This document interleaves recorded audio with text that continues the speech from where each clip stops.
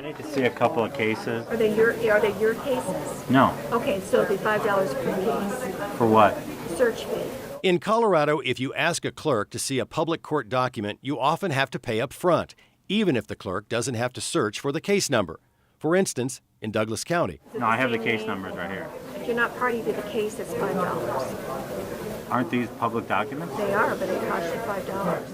Walk into another county clerk's office looking for a public record, get a different story. This is Adams County. You guys don't charge a fee for search? Because I was down in Douglas County yesterday. They wanted to charge me $5 just to... No, you gave me the case number. Okay. Yeah, So if you I- wouldn't have, we would have charged Okay. you.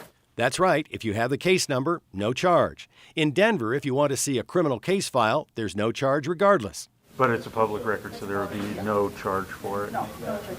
So why the disparity from county to county and court to court? As the Douglas County clerk explains, So why do I have to pay here and not there? That's the district, that's how our district is run. So who decides that? Well, that depends on what it is, but that's a chief judge directive, so it would be through the chief judge or through... we asked Chief District Judge William Sylvester to talk with us about the process of deciding fees in his court. He refused. In Colorado, each district chief judge and administrator have wide discretion on what to charge because the fee structure is set by a state Supreme Court mandate in something known as a judicial directive.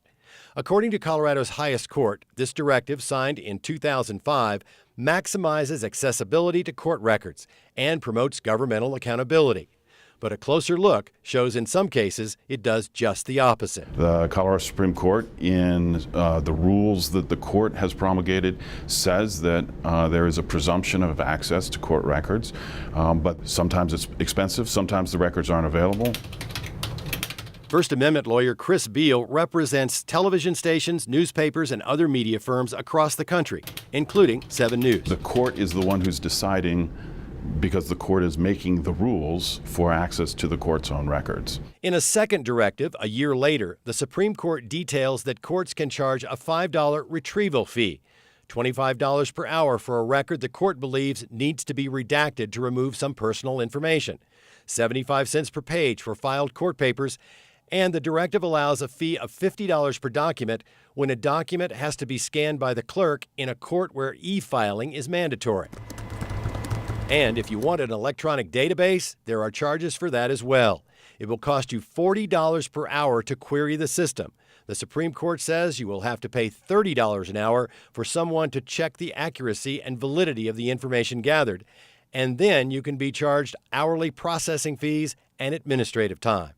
Bottom line, one simple request like this can cost hundreds of dollars. What they do is they create a price for access to information. They create a price for justice. And they, at the end of the day, are likely to cause some people to turn away, to walk away. For example, a homeowner with cracks in his basement. And I go down to the courthouse and I say, I want to find out whether this builder has any lawsuits again. They tell you it's going to cost you $250 for us to run that search or more. And you say, it's not worth it to me to go find that information. Beal argues that in a democracy, that is inherently unfair. Where in days gone by, you would actually have been able to ask the clerk of the court to look this up, and the clerk would have said, fine, happy to do it. It's your information. It's public information. In fact, the primary reason court clerks have a job, aside from serving the court, is to serve the public, disseminating information contained in the public records they hold in their offices.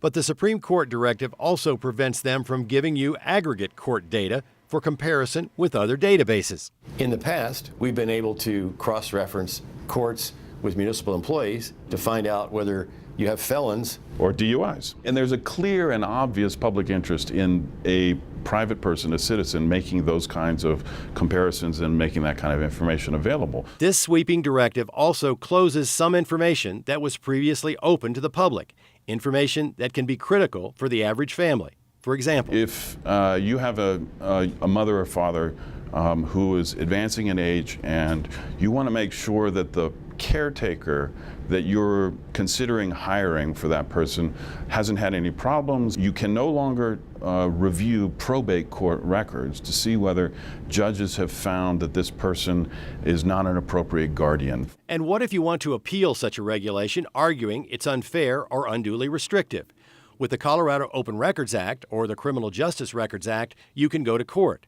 But in this case, who do you go to? Well, you go to the judge. You would end up going back to the court that issued the rules, arguing to that court that the rules that they issued are incorrect. It's a closed loop. It's a closed loop. and we found that across the state, the Supreme Court's rules are often misinterpreted to the detriment of those who walk in the door asking to review public records.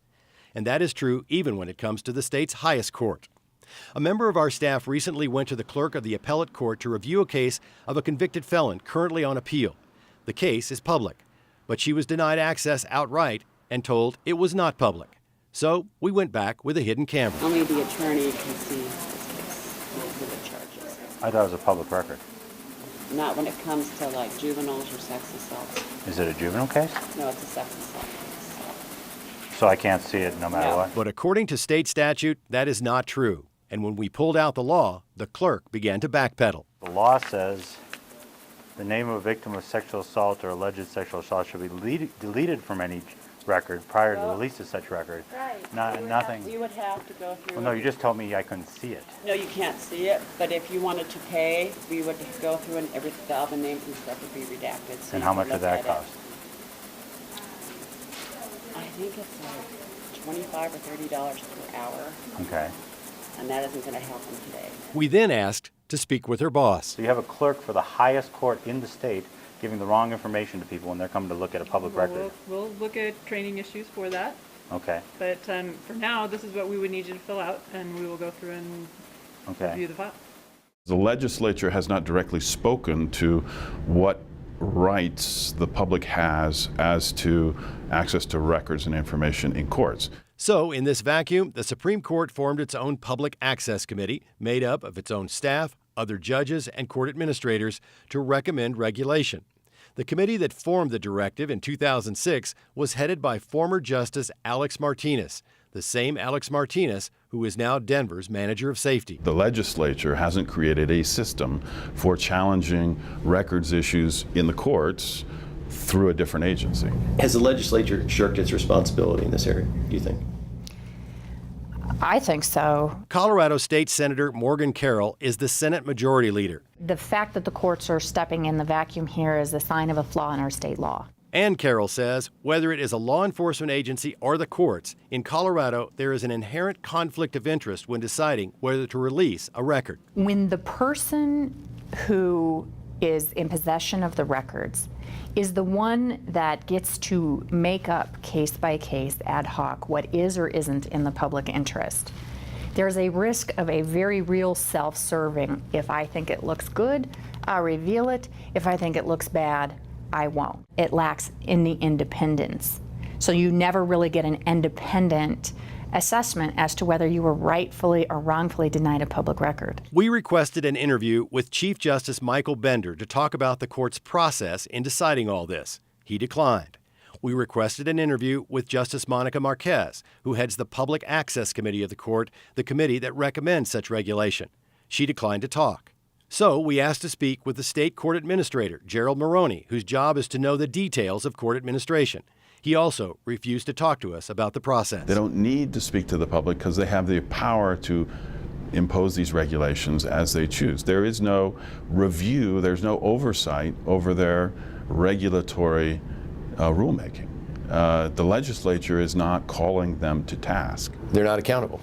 They're currently not accountable. Self-government doesn't work without access to information. How Colorado compares to other states when releasing public records. Of all the people that should have my report or should have the right to have it, it should be me because it's my story.